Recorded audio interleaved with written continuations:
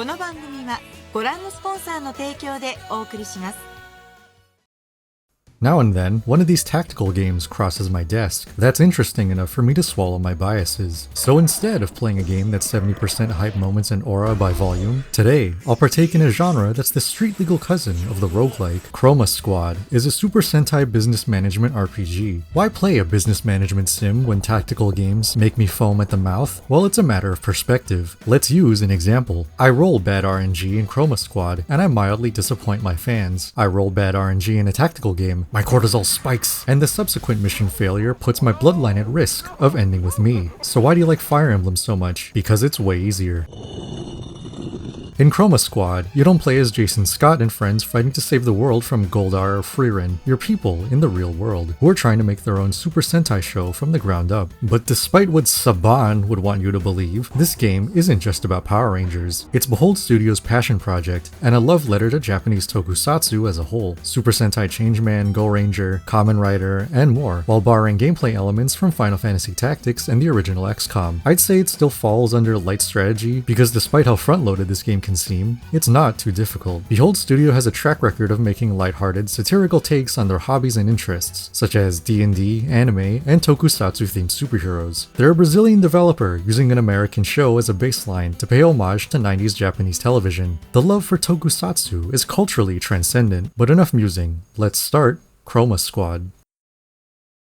Our story is about 5 stunt actors that are unhappy with current workplace practices, and frankly, are sick of the director's shit. From poor working conditions, controversial incidents with the staff, and even calling one of the actors gay with a capital F. The 5 bond over their mutual distaste and strike out on their own to make their own legally distinct Super Sentai show. And if you're wondering why his name is Dr. Soap, that's because the word for soap in Brazilian Portuguese roughly sounds like Saban. The company that made them change the capsule art and forced them to shoehorn in that tumor on the title is one of the main villains in the story. I remember being hospitalized as an extra because the director had to spend a 6-hour workday sprinting up and down a mountain trail dressed like Van Darkholm, just like Tantalus being forced to observe things he could never have, despite me effectively being in a pool of my own sweat.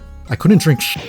Narratively, the game is pretty light. It's effectively a Saturday morning program, with some personal baggage and a villain of the week. The Blue Ranger feels inadequate as a fighter, so he tries to prove himself, only to get bailed out by his friends, and we all learn the lesson of why you don't go to Camp Jelly Jam. It's as digestible as it is brief, without diving into anything really deep. The only thing that ever took me out were the guest appearances of the Kickstarter backers. Not your potential stunt actors, but more the people who just show up and help during fights. I'm not knocking the inclusion of backers in your game, but the power scaling goes crazy. Because he displayed matter manipulation through the use of quick maths, McFeely is a universal threat. Presentation-wise, sprite art is a perfect fit for a game like this. Chroma Squad was made on the nostalgia and reverence of 90s Japanese Sentai, so what better way to try and capture that nostalgic feeling than with pixelated graphics and chiptune sounds? It's a perfect pairing. The art style is what you'd expect from a Power Rangers-inspired game, complete with various Sentai-inspired equipment that physically changes the look of your actors. It's fun comparing the various armors at different points in the game, from plastic buckets, traffic cones, and cardboard helmets, to the professionally made ranger outfits in the endgame. This goes doubly so for your giant robot, and true to the source material, each ranger influences the color of the limbs. Even the monsters and putties change over time as the budget increases, from plug suits to wife beaters, and finally, cool shades. But let's go back to the Rangers themselves. Being the jack of all trades, the lead has a balanced stance. The assault is the DPS and has their fists raised. The support is the healer and is more cautious. The techie is ranged support and has their trigger fingers primed like it's a Mexican standoff. And the scout is poised like they're about to break into a sprint. It all fits nicely, but with how fun things can be, I wish there was just a little more going on with the presentation.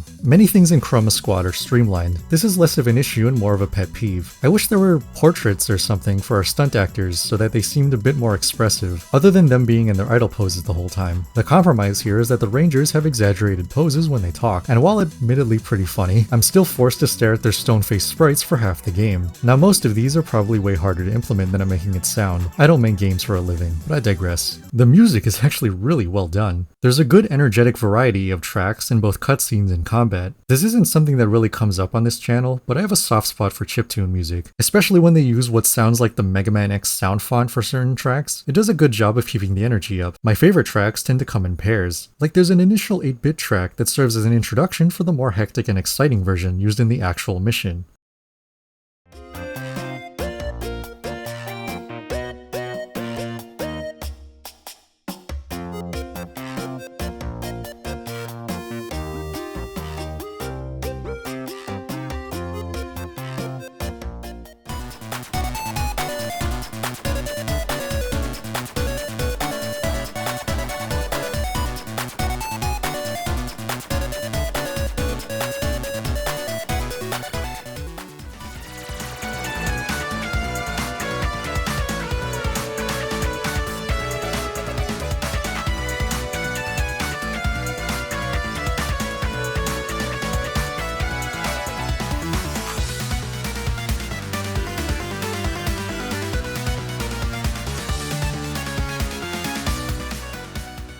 When it's good, it's really good, but at its worst, it's repetitive. The nature of serialized TV is that there are scenarios that get recycled. As such, you're going to get real familiar with a specific few tracks over the course of the game.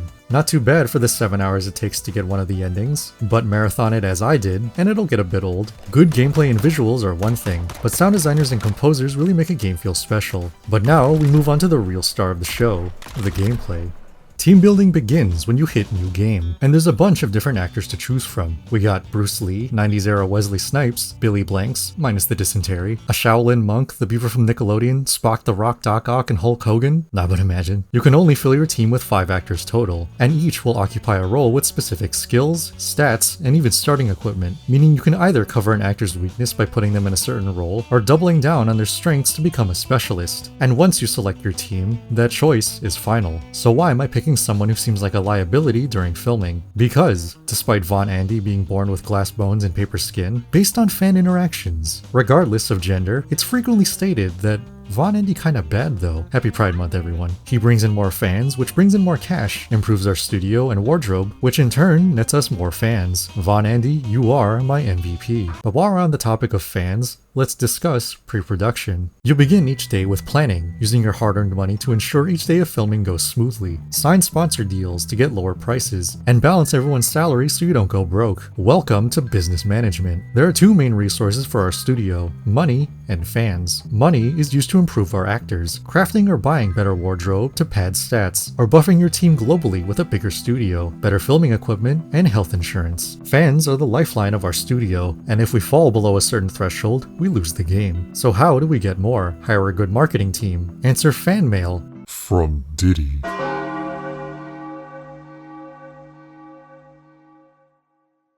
And generally, do cool things while filming. So in short, use your money to bolster our actors, and use fans to generate more money. Now let's discuss the other half of gameplay. It's combat time. We start most missions as our crew, depowered and with no abilities. They still maintain a good chunk of their base stats to fight decently, but the kids aren't tuning in to see Tai Bo, so it's good to change as fast as possible. But to do that, we need to earn audience points. While certain roles gain points passively by doing specific actions, teamwork is the quickest way to hype up the crowd. Pressing that star-shaped button can end the individual's turn early, and set themselves up for a team maneuver, acrobatics to reposition your team, or team attacks, where you sacrifice your own individual damage to deal a bigger collective blow.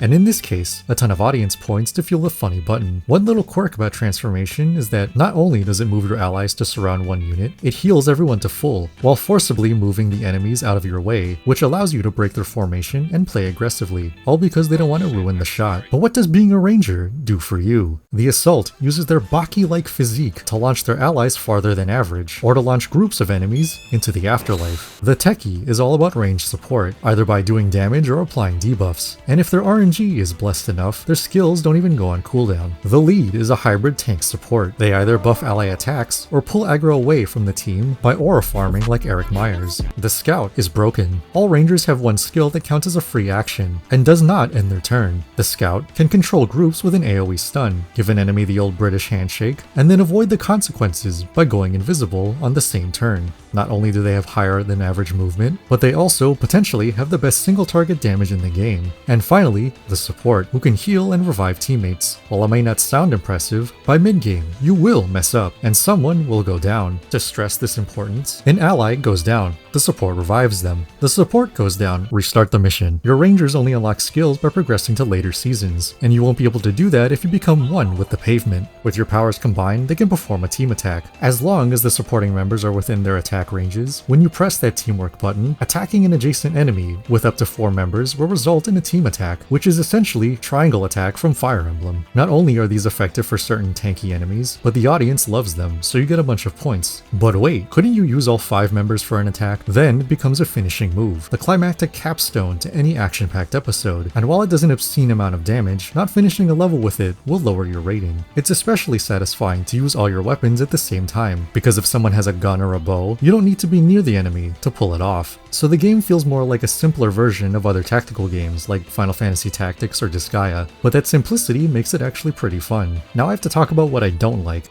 Let's start with skill pads. My biggest beef with character skills is that there's usually a best in slot. Because with how hectic encounters can get, choosing to get more audience points for actions that already gave you a sizable amount instead of not dying is masochistic behavior. And unless the only way you can experience joy is through CBT maximalism, I'd advise against picking them. Similarly, some stats straight up suck. Dodge gets completely negated by AoE attacks, which is a problem because every single boss has one, meaning that if you miscalculate when you're trying to do a finishing move, your entire team will take unavoidable heavy damage and be knocked away just as hard. Counter only works if you have enough HP to take a hit and high enough attack for that counter to matter. But in a game where some enemies have absurdly high defense or don't need to be near you to do damage, you shouldn't be looking to take hits on purpose. Remember Colin's bear? Cause I didn't. This means that the best defense is just having more health. Really, this is a critique of build variety in general. And while on that topic, buying from the shop gives you the most straightforward stat spread for every character, and the alternative is engaging with the crafting system. You can either get materials from random enemy drops, or these gacha boxes that give you a random amount of materials. I'm sorry, does my prop master hit I'm feeling lucky when ordering supplies? I don't need a crate of 5 cardboard boxes.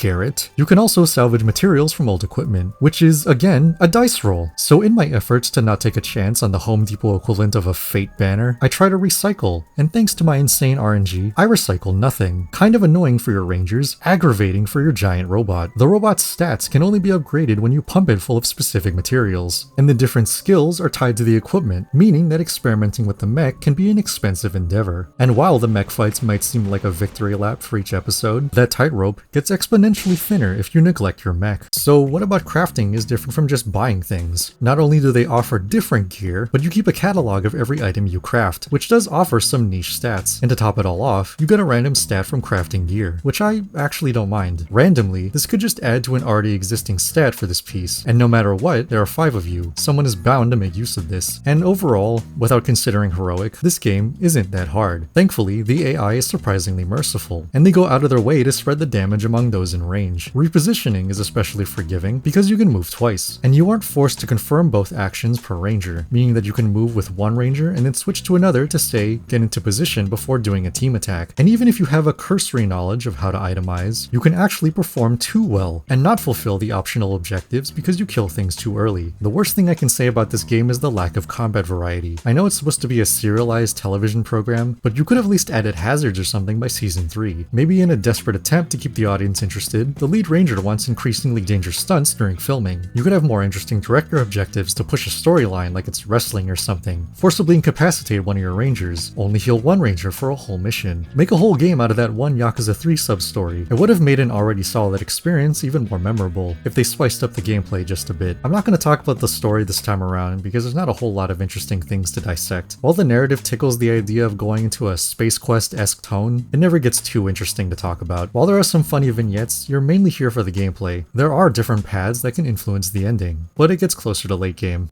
So that's Chroma Squad. In the sea of cancelled or delayed Kickstarters, on promises reneged and money not refunded, it's safe to say that Kickstarter projects have a certain stigma surrounding them. That's why I think it's good to look back on and praise the creators who actually delivered. The men and women who poured their very souls into their work and actually gave enough of a to not only keep an open channel for fans to communicate with them, but to take their criticisms to heart and improve their game. And they didn't put their game on an indefinite hiatus with nothing but an empty Discord server for other backers to stew in. I'm not bitter at all. It's a solid little title that shouldn't take more than 8 hours on your initial playthrough, and on subsequent runs, even less. You could get it on Steam for $15 normally, and even less if you know where to look. Go buy it, dabble with the episode editor, create your own dialogue in painstaking detail, and I'll see you all next time. I've made the game list, so you can see what's in the pipeline and what I've been recommended. All submissions are appreciated. Take care of yourselves, and see you next time.